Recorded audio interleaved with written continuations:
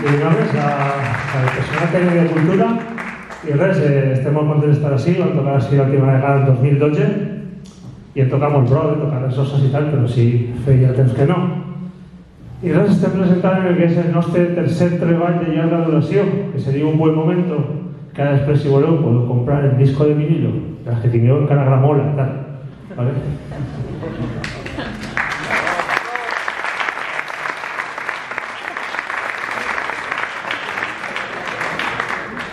Anem a seguir un tema que la lletra és d'un llibre que va escriure un xic que viu a Benicàssim, que es diu Francisco Urbano, i el llibre està basat en coses que van passar entre Saragossa i Benicàssim.